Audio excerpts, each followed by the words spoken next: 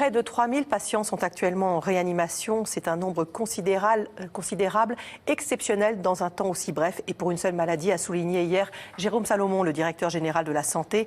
Le bilan en France continue de s'alourdir. Au total, 1331 morts. Ce chiffre a été multiplié par 5 en l'espace d'une semaine. La France doit s'attendre à des jours difficiles. Et pour aider le corps médical dans cette crise sanitaire, Emmanuel Macron, en visite à Mulhouse hier, a annoncé des heures supplémentaires majorées et une prime exceptionnelle pour l'ensemble des personnels soignants et des fonctionnaires mobilisés. Et à l'issue de cette crise sanitaire, le président de la République a également promis, je le cite, un plan d'investissement massif pour l'hôpital. Alors comment ces annonces ont-elles été reçues par les professionnels de santé en première ligne? Pour en parler, nous sommes avec Christophe Prudhomme, qui est le porte-parole de l'Association des médecins urgentistes de France. Bonjour. Bonjour. Quelle a été votre première réaction face aux annonces d'Emmanuel Macron hier soir? Dans un premier temps, qui parle de l'hôpital, ça m'est apparu comme positif. Mais ensuite, le président est resté très flou. Et il n'est absolument pas à la hauteur des revendications que nous posons depuis un an. Nous ne souhaitons pas des primes exceptionnelles et le paiement des heures supplémentaires. Le paiement des heures supplémentaires, c'est bien normal. Ce que nous demandons aujourd'hui, c'est un plan d'urgence sur l'hôpital qui comprend la création massive d'emplois pour l'hôpital et pour les EHPAD. Nous demandons des lits, l'arrêt de la fermeture des services des hôpitaux. Vous voyez, dans mon département, un hôpital était en cours de fermeture avec une réanimation. Il a fallu qu'on rouvre cette réanimation là en urgence. Donc on a des besoins.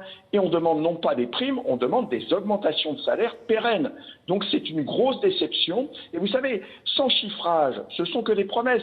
Nous avons, avec l'ensemble de l'intersyndicale et des collectifs, chiffré depuis maintenant plusieurs mois ce dont nous avions besoin. C'est une augmentation du budget de l'hôpital pour 2020, c'est une première étape de 5%, c'est 4 milliards d'euros.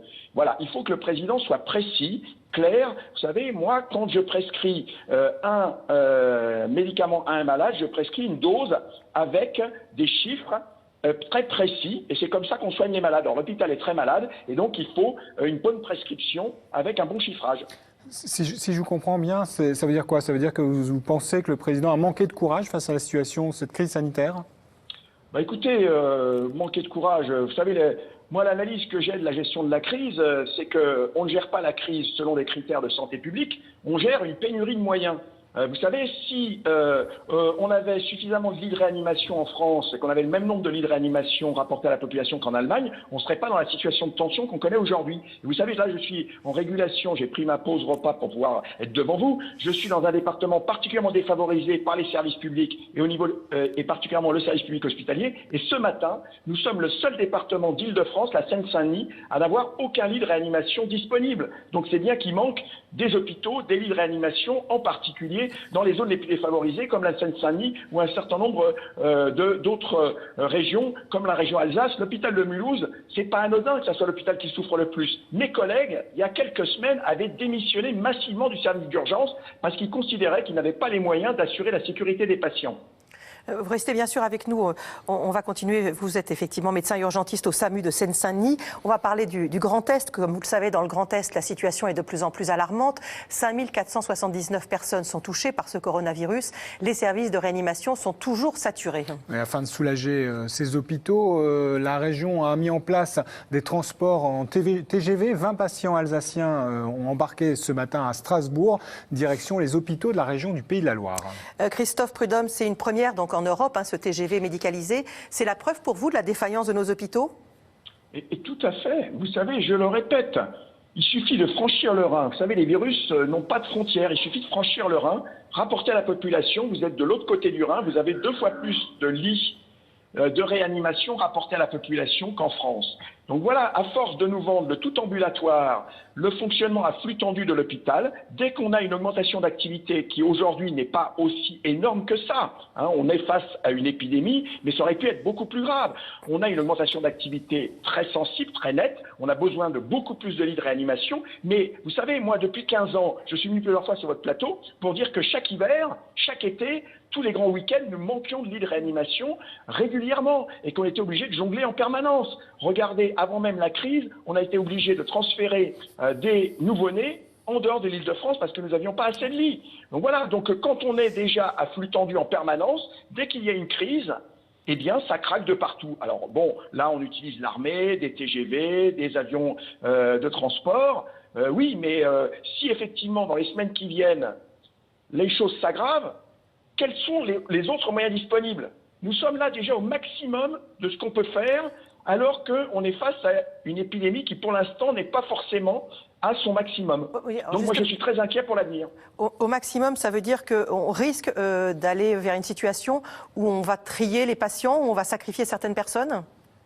Ben, vous savez, je le dis aujourd'hui, mais je l'ai déjà dit, depuis 15 ans, chaque hiver, je trie les patients qui vont en réanimation. Voilà. Donc cette année, c'est plus grave que d'habitude, mais c'est clair. Aujourd'hui, on en est à racler les fonds de tiroir, à nous demander dans les SAMU de dégrader la prise en charge des patients en utilisant des vieux ventilateurs pour laisser les ventilateurs modernes que l'on a dans nos véhicules du SAMU au lit de réanimation, parce que c'est là, nous, on a les patients pendant quelques heures dans nos véhicules, et quand ils sont en réanimation, c'est pour plusieurs jours. Donc là, on racle les fonds de tiroir. Vous savez, avant-hier, dans mon service, on était à rechercher dans l'hôpital des tenues de protection que nous n'avions plus pour les ambulances.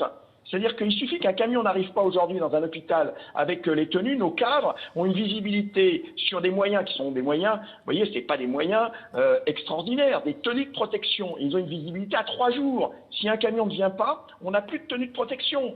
Donc c'est ça la situation aujourd'hui. Et ça, c'est lié à l'incurie des gens qui nous gouvernent depuis maintenant plus de 20 ans. Et c'est pas la peine que les politiques se renvoient la balle, comme dans la cour d'école. C'est pas de ma faute, c'est la faute de celle de mon prédécesseur. Vous savez pourquoi on n'a pas effectivement racheté des masques il y a quelques années? Qui était à Bercy? Et c'est Bercy qui commande le ministère de la Santé. C'était M. Macron. Et M. Macron n'a pas donné l'argent au ministère de la Santé pour qu'on reconstitue le stock de masques il y a quelques années. Merci beaucoup, docteur Prudhomme. Merci d'avoir pris sur votre temps de repas pour nous éclairer, essayer de manger un petit peu avant de vous occuper de vos soignants.